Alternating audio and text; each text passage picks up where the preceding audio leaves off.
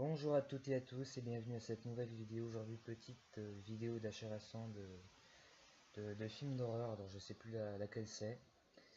Donc ça va être une toute petite vidéo, hein, vraiment une toute petite. Il y a 4 DVD à vous présenter et il y a un bouquin en fin de vidéo. Donc on commence tout de suite cette vidéo. Alors en fait, le premier DVD que je vous présentais, les autres ce sont des achats en cash. Et le premier c'était un acheté à Mont-Leclerc. Il y avait toute une grande rangée avec des sélections René Château et je me suis pris Les Prédateurs de la Nuit, un film de Jess Franco que je cherchais. Donc Jess Franco, un de mes réalisateurs préférés, j'adore ce réalisateur. Et donc Les Prédateurs de la Nuit, c'est un film qui m'intriguait, qui me donnait envie depuis un petit bout de temps déjà, donc très content d'avoir trouvé. Présenté par René Château, avec Howard Vernon dedans.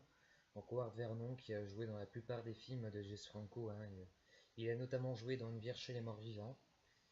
Pour la petite histoire, en fait, Une Vierge chez les morts vivants, c'est pas le titre que Jess Franco a donné à son film. Le titre original, c'est Christina, princesse de l'érotisme, sorti en 1973. Et en 1978, Jean Roblin fait une nouvelle version du film de Jess Franco qui s'appelle Christina, princesse de l'érotisme. Il va le rebaptiser Une Vierge chez les morts vivants. Il va mettre dans cette version-là des zombies et des morts vivants. Et donc, voilà, ce que je comprends pas, voilà, c'est qu'ils ont fait sortir le film de la version originale de Jess Franco avec le titre de Jean Roblin. Donc, Les Prédateurs de la Nuit, très content d'avoir trouvé. Voilà un film d'horreur franco-espagnol de 1980. C'est assez différent des autres films de Jess Franco, comme Exorcisme et des films comme ça, comme ces autres films qu'il a notamment fait dans les années 70 avec produit par l'association française Eurociné.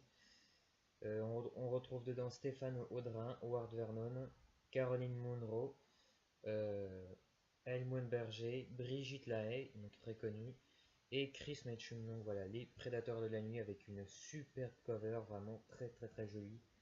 Et donc très content de l'avoir trouvé, Les Prédateurs de la Nuit. Voilà, donc un film que j'ai vraiment beaucoup aimé.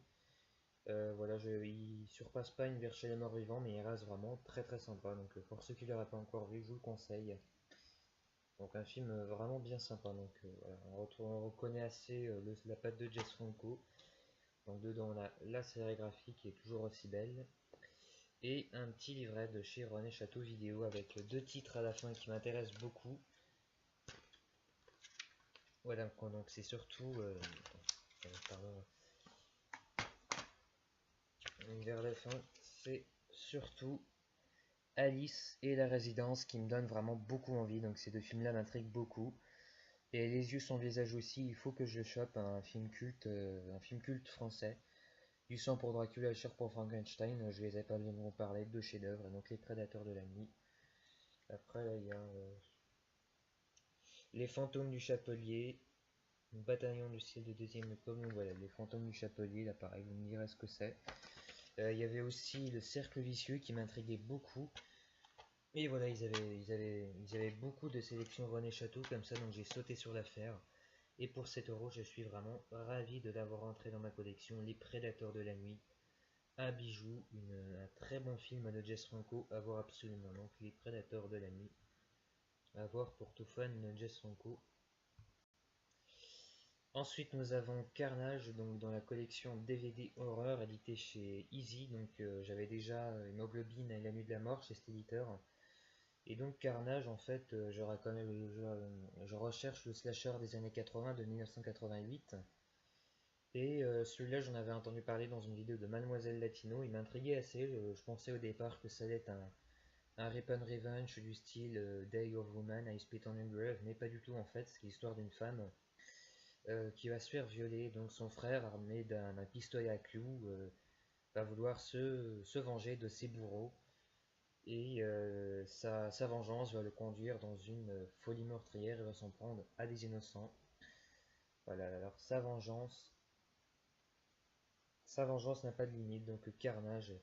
Dites-moi dans les commentaires, pour ceux qui l'auront vu, ce que vous en aurez pensé. Je prendrai tous vos avis critiques avec plaisir à propos de ce film. Donc j'adore me le mater, voilà. Donc La mort est casquée et elle guette. Donc Donc voilà, très content d'avoir entré dans ma collection. Voilà, c'est un film qui est un petit peu dans la lignée de Slaughterhouse Maniac de 1988, là pareil, qui est un film que j'adore, et donc celui-là, Carnage, que je suis vraiment très content d'avoir trouvé toujours chez Easy. Voilà, donc j'ai vu quelques extraits et images qui m'avaient vraiment beaucoup plu, et donc je vous en dirai des nouvelles dans votre prochaine vidéo, donc avec la sérigraphie qui change pas beaucoup de celle qu'on a l'habitude de voir chez Stilitter. Donc Carnage, très content d'avoir trouvé. Carnage, voilà, donc très content d'avoir entré dans ma collection celui-là. Carnage. Alors, Deneo Publishing, j'en recherche beaucoup, j'aime bien cet éditeur. Il y en a quelques-uns que je recherche dans la sélection Cannibal, comme Emmanuel et les derniers cannibales, enfin je recherche à peu près tous. Enfin voilà, je vais pas vous citer tous les noms, La Maison de la Terreur, Le Manoir de la Terreur, pareil. Il y a beaucoup de ressorties chez Neo Publishing qui m'intriguent beaucoup. Voilà, puis c'est souvent un éditeur qui fait sortir de véritables perles du cinéma bis italien, des films des années 70, donc Psychose Phase 3, qui n'a rien à voir avec la saga Psychose d'Alfred Hitchcock. Là, c'est tout autre chose, mais je suis encore assez content d'avoir trouvé celui-là. Donc, c'est un peu dans la même lignée que Prey, Le zombie venu d'ailleurs de Norman J. Warren. Donc, Psychose Phase 3, voilà, très content de l'avoir entré dans ma collection, celui-là. Et donc, je vous en dirai des nouvelles très bientôt, très vite, quand je l'aurai vu. Interdit au moins de 12 ans, c'est pas énorme, mais franchement, ça peut être sympa. Voilà, donc c'est dans la lignée de La Maison du Diable, Le Sentinelle des Maudits et Trauma, donc que les films dont j'ai entendu parler, voilà, qui me donnent assez envie, donc on verra bien ce que ça vaut. Psychose Phase 3, dites-moi en commentaire, pour ceux qui l'ont vu, ce que vous en avez pensé. Donc voilà, c'est content. Alors par contre, ce qui est dommage, en fait, chez cet éditeur, on a souvent droit à des doubles jaquettes, et là, il n'y a que la jaquette qu'ils ont faite eux-mêmes.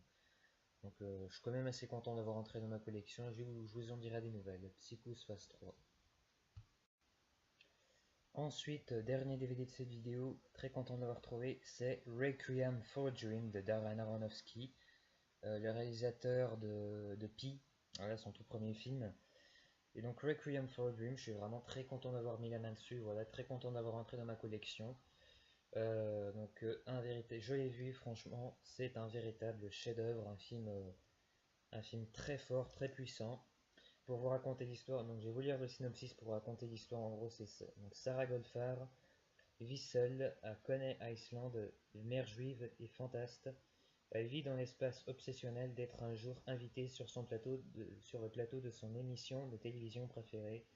C'est dans cette perspective qu'elle suit un régime draconien, donc un régime hyper strict, un régime draconien, afin d'entrer dans sa robe qu'elle portera. Lorsque le grand soir sera venu, son fils Harry est en proie à la dépendance, à la drogue avec sa petite amie et son copain Tyrone.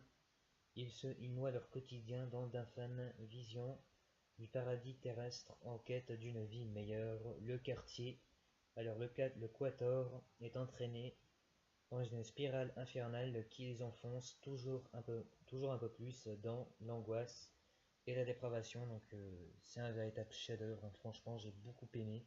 Et pour ceux qui n'ont pas encore vu, je vous encourage très fortement à le découvrir.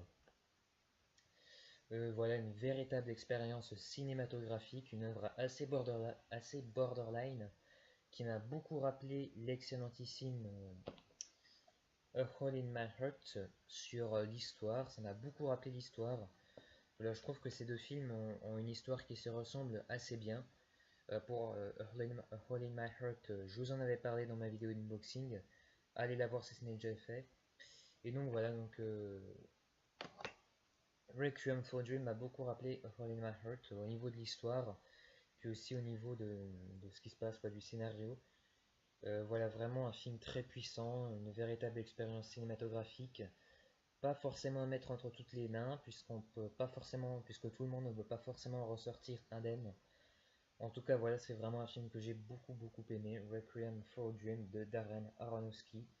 Donc un film culte, voilà un classique du cinéma, à voir absolument, un chef-d'œuvre, j'insiste, vraiment à voir absolument. Donc dans cette édition-là, j'avais déjà le projet Blair Witch, hein, si je dis pas de bêtises. Donc vraiment très content. Donc Requiem for a Dream, excellent film que je vous conseille, il est énorme, il est juste énorme. Donc Requiem for a Dream de Darren Aronofsky. On en a fini avec les DVD, on passe au petit bonus de cette vidéo, un livre de R.L. Stine. Pour la petite anecdote, j'adorais la série télévisée des années 90, que je regarde toujours d'ailleurs, hein. Il y a beaucoup d'épisodes que j'aimais beaucoup, comme le Pantin Maléfique, le Masque Hanté. Enfin ouais, il y en a vraiment beaucoup que j'aimais, donc là je me suis chopé le Masque Hanté. J'avais beaucoup aimé l'épisode, donc l'épisode télévisé de la série des années 90. Donc je me suis dit pourquoi pas prendre le roman, voilà, donc R.L. Stine, Sherlock Holmes, le Masque Hanté. Donc j'avais déjà lu le retour du Masque Hanté, je crois, ou le cri du Masque Hanté, que j'avais bien aimé. Voilà, donc Sherlock Holmes, le Masque Hanté, donc très content, voilà. Donc tu me diras Goldie, hein, ce que t'en as pensé dans les commentaires, ton avis dessus, donc voilà, donc encore une fois j'ai hâte de lire celui-là. Donc voilà, le Masque Hanté de R.L. Stine. Donc comme je vous l'ai dit, c'est vraiment une toute petite vidéo d'achat récent et je vais vous récapituler tous les achats que je vous ai présentés. Donc nous avons eu le Sherlock Holmes, le Masque Hanté de R.L. Stine, bien sûr, le chef-d'œuvre Requiem for a Dream, voilà, une œuvre puissante et magistrale à voir absolument. L'intrigant Sequels Phase 3, donc on va devoir on verra bien ce que ça vaut, voilà. Le très intrigant Carnage que j'ai hâte de découvrir. Et l'excellentissime Les Prédateurs de la Nuit de Jess Franco, donc vraiment très content de cette trouvaille. Donc voilà, c'est la fin de cette vidéo, j'espère qu'elle vous aura plu. Alors oui, j'ai dû refaire la vidéo parce que la toute première que j'avais mise était vraiment de très mauvaise qualité. Et donc j'ai voulu la refaire, donc j'espère qu'elle vous aura plu. En tout cas j'ai essayé, là je suis face à ma fenêtre, donc j'ai essayé que la luminosité soit à son maximum et que les cadrages soient le mieux possible, puisque des fois quand je présente les DVD on voit pas les titres, juste les images. Alors pour les personnes qui zappent dans la vidéo et la regardent pas en entière, c'est un peu gênant, voilà. Donc j'espère que cette vidéo vous aura plu et je vous dis à très bientôt pour de nouvelles vidéos, achats, ou critiques ou peut-être une vidéo collection. Abonnez-vous si vous aimez ma chaîne, lâchez un pouce bleu, n'hésitez pas si la vidéo vous a plu.